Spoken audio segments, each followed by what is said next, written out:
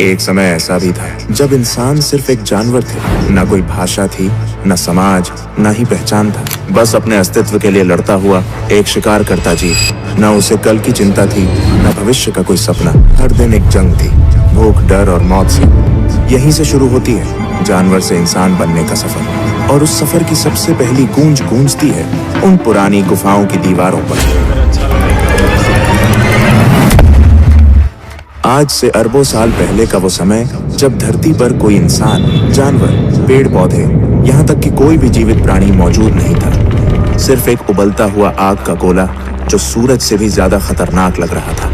ना कोई हवा थी, न पानी, सिर्फ धधकती हुई गर्मी, अंधेरा और चारों तरफ तबाही। ये वही धरती है जिस पर आज हम खड़े हैं।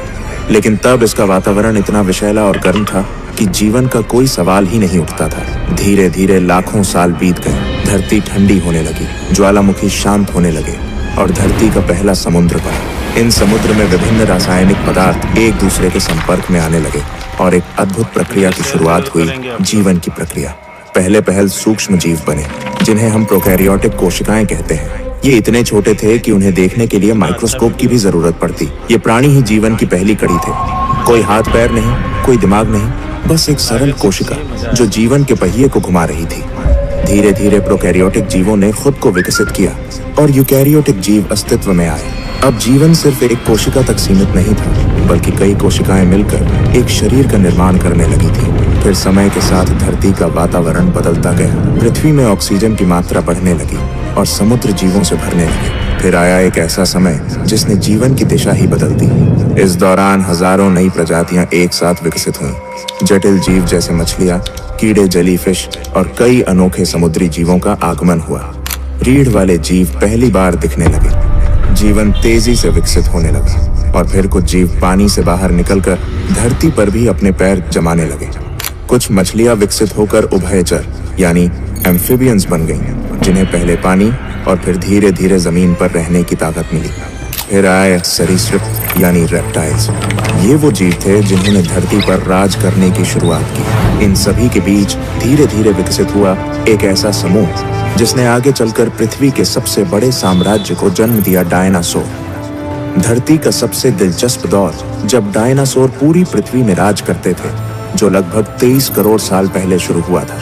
डायनासोरों की दुनिया सिर्फ एक जैसे विशाल जीवों की नहीं थी, बल्कि ये एक पूरी जैव विविधता से भरी दुनिया थी, जिसमें हर प्रकार का डायनासोर अपनी एक अलग पहचान और भूमिका निभाता था। कुछ डायनासोर शुद्ध रूप से शाकाहारी थे, जैसे ब्रैकियोसोरस, जो अपनी लंबी गर्दन से आसमान छूते पेड़ों की ऊंचाई तक पहुंच जाते और वहां के पत्तों को आराम से चबाते थे। इनके विशाल शरीर और शांत स्वभाव के बावजूद इनके चारों ओर हमेशा सतर्कता बनी रहती थी, क्योंकि शिकारी हर कोने में छिपे होते थे।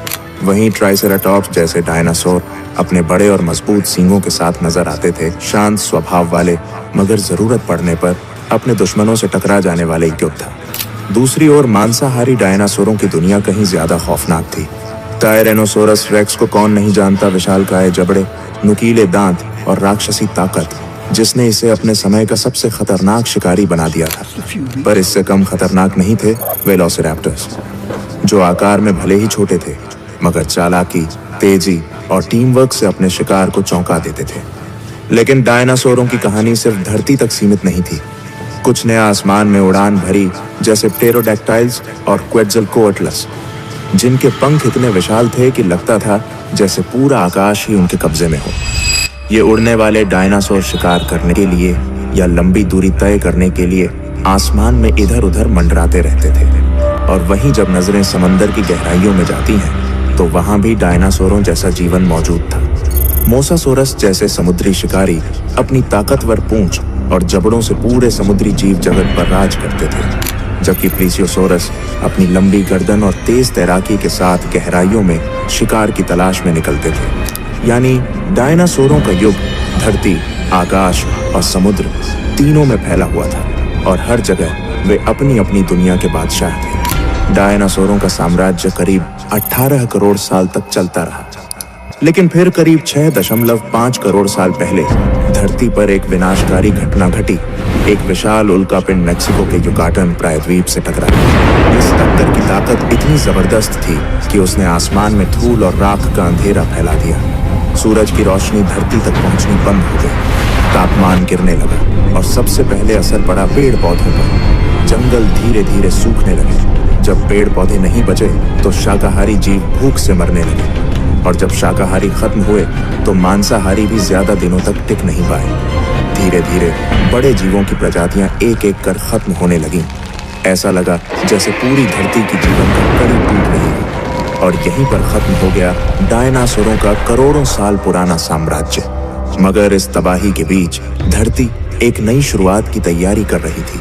एक नई सभ्यता, नए जीव और अंततः इंसानों का युग शुरू होने वाला था। डायनासोरों के विनाश के बाद धरती पर एक नया अध्याय शुरू हुआ। करोड़ों सालों तक दबे, छिपे और भय में जीने वाले छोटे छोटे स्तनधारी जीव अब मुक्त थे। पहले ये जीव पेड़ों की झाड़ियों में, जमीन के नीचे बिलों में या चट्टानों की दरारों में छिपकर रहते थे, क्योंकि धरती पर डायनासोरों का राज था और उनका किसी भी समय शिकार हो जाना तय था। मगर अब वह डर मिट चुका था। वातावरण धीरे धीरे स्थिर हो रहा था और जीवन को फिर से फैलने का मौका मिल रहा था। इन स्तनधारियों की खासियत थी कि इनके शरीर पर फर था, जिससे ये तापमान के बदलते हालात में खुद को बचा सकते थे। ये अपने बच्चों को जन्म देकर दूध पिलाते थे, जिससे उनकी संतानों की जीवन दर अधिक थी। जैसे जैसे समय बीतता गया, इन स्तनधारियों ने अपने पर्यावरण के हिसाब से खुद को ढालना शुरू किया। कुछ ने पेड़ों पर रहना जारी रखा, जहां उन्हें फल, पत्तियां और सुरक्षा मिलती थी। वहीं कुछ जमीन पर उतर आए और उन्होंने नई चुनौतियों का सामना करना सीखा। खुला आकाश, खुले शिकारी और बदलता मौसम। डायनासोरों के बाद धरती स्तनधारी जीवों से भर गई थी, लेकिन उनमें से कुछ खास प्रजातियां धीरे धीरे एक नए मुकाम की ओर बढ़ रही थी। ये थे प्राइमेट्स, यानी वो जीव जो आज के इंसानों के सबसे नजदीकी पूर्वज माने जाते हैं। यही जीव आगे चलकर इंसानों के पूर्वज बनने वाले थे। इन प्राइमेट्स का विकास काफी रोचक था। उन्होंने पेड़ों पर चढ़ना, शाखाओं पर छलांग लगाना और तेजी से भागना सीखा। धीरे धीरे उनके अंगों में बदलाव आने लगा। उनकी उंगलियां लचीली होने लगीं ताकि वे शाखाओं को मजबूती से पकड़ सकें। उनके हाथ अब सिर्फ पकड़ने के लिए नहीं, बल्कि चीजों को घुमा फिराकर समझने और उपयोग करने के लिए बनने लगे। सबसे महत्वपूर्ण बदलावों में से एक था आंखों की स्थिति। अब उनकी आंखें सिर के सामने की ओर आ गईं, जिससे उन्हें गहराई और दूरी का बेहतर अनुमान होने लगा। यह बदलाव उन्हें पेड़ों पर छलांग लगाने और शिकारियों से बचने में बेहद मददगार साबित हुआ। समय के साथ प्राइमेट्स का दिमाग भी विकसित होने लगा। वे अब छोटे समूहों में रहने लगे, मिलजुल कर भोजन ढूंढते और एक दूसरे को खतरे से सावधान करते। सामाजिक जीवन की शुरुआत यहीं से हुई। समूहों में रहना और एक दूसरे से संकेतों के जरिए संवाद करना। सामाजिक जीवन की शुरुआत यहीं से हुई। समूहों में रहना और एक दूसरे से संकेतों के जरिए संवाद करना उनके दिमागी विकास का एक बड़ा कारण बना। धीरे धीरे शरीर में और भी बदलाव आने लगे। कुछ प्राइमेट्स ने जमीन पर ज्यादा समय बिताना शुरू किया। शाखाओं पर लटकने वाले हाथ अब जमीन पर चलने में भी इस्तेमाल होने लगे। रीढ़ की हड्डी में हल्का झुकाव आया और शरीर की बनावट ऐसी होने लगी कि वे कुछ समय के लिए दो पैरों पर खड़े हो सके। यही वो समय था जहां इंसान बनने की दिशा में पहला कदम रखा गया। दो पैरों पर खड़े होना सिर्फ एक शारीरिक बदलाव नहीं था, ये संकेत था एक नई सोच, एक नए दृष्टिकोण और धरती पर आने वाले सबसे जटिल जीव मनुष्य की शुरुआत का। आज से लगभग 20 लाख साल पहले इंसानी विकास की यात्रा ने एक नया मोड़ लिया। होमो इरेक्टस का उदय हुआ, जिसका अर्थ है सीधा खड़ा होने वाला मानव। यह हमारे पूर्वजों की इवोल्यूशनरी कड़ी में एक बेहद अहम पड़ाव था। होमो इरेक्टस न सिर्फ दिखने में पहले के प्राइमेट्स से अलग था, बल्कि इसकी क्षमताएं भी कहीं अधिक विकसित थीं। इनका मस्तिष्क पहले की तुलना में बड़ा और अधिक जटिल हो चुका था, जिससे सोचने, समझने और समस्याओं को हल करने की क्षमता बढ़ी। इनकी सबसे खास बात थी इनका शरीर। ये पूरी तरह दो पैरों पर सीधा चल सकते थे, जिससे इन्हें लंबी दूरी तय करने में आसानी होती थी। होमो इरेक्टस ने न सिर्फ चलना सीखा, बल्कि अपने हाथों का इस्तेमाल औजार बनाने के लिए करना शुरू कर दिया। पत्थर को तराश कर हथियार बनाना, लकड़ियों से साधारण उपकरण तैयार करना, ये सब उनके जीवन का हिस्सा बन गया था। लेकिन जो चीज उनके जीवन में सबसे बड़ा बदलाव लेकर आई, वो थी आग का प्रयोग। आग को नियंत्रित करना और उसका इस्तेमाल करना मानव इतिहास की सबसे क्रांतिकारी खोजों में से एक था। इससे खाना पकाना संभव हुआ, जिससे भोजन को पचाना आसान हो गया और पोषण भी बढ़ा। आग ने उन्हें ठंड से बचाया, जिससे अब वे ठंडे इलाकों में भी जीवित रह सकते थे। और सबसे अहम, आग ने उन्हें रात के अंधेरे और जंगली जानवरों से सुरक्षा दी। इस सब के साथ साथ एक और सामाजिक बदलाव हुआ। अब लोग आग के चारों ओर इकट्ठा होने थर नहीं, बल्कि हाथ कुल्हाड़ी, नुकीले भाले और पत्थर की चाकू, खुरचनी जैसे औजार तैयार किए जाने लगे। ये सिर्फ औजार नहीं थे, बल्कि यह इस बात का प्रमाण थे कि इंसान का दिमाग अब पहले से ज्यादा विकसित हो रहा था। वह अब अपने पर्यावरण को समझने और उसे अपने अनुसार ढालने लगा था। समूह में रहने के अपने फायदे थे। भोजन मिल बांट कर खाया जाता, बच्चों की देखभाल पूरी टीम मिलकर करती और बीमार या बूढ़े सदस्यों की जिम्मेदारी भी सब मिलकर उठाते। यह सामूहिक जीवन इंसानी समाज की नींव बन गया। अब इंसान गुफाओं में रहने लगा था। अंदर आग जलाकर रात बिताना, ठंड से बचना और सुरक्षा महसूस करना, ये गुफाएं इंसानों के पहले घर बन चुकी थीं। लेकिन गुफाएं सिर्फ ठिकाना नहीं थीं, ये अब पहली कला की जन्मभूमि बनने वाली थीं। दुनिया भर की पुरानी गुफाओं में आज भी ऐसे चित्र मिलते हैं जिनमें हिरन, भैंसे, हाथी और इंसानों की आकृतियां उकेरी गई हैं। इन चित्रों ने इतिहास को एक नया आयाम दिया, क्योंकि अब इंसान केवल जी नहीं रहा था, वो सोचने, महसूस करने और अपनी भावनाओं को व्यक्त करने लगा था।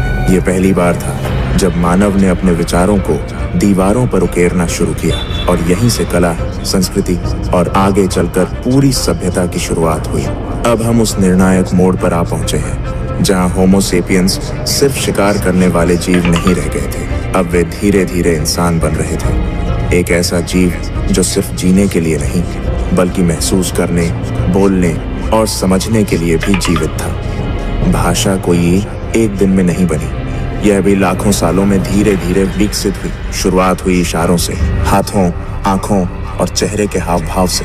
अगर आपको ये इंसानी विकास की कहानी पसंद, आपको वीडियो अच्छा लगा हो तो हमारे YouTube channel brain trainer official को सब्सक्राइब शेयर जरूर करें। धन्यवाद।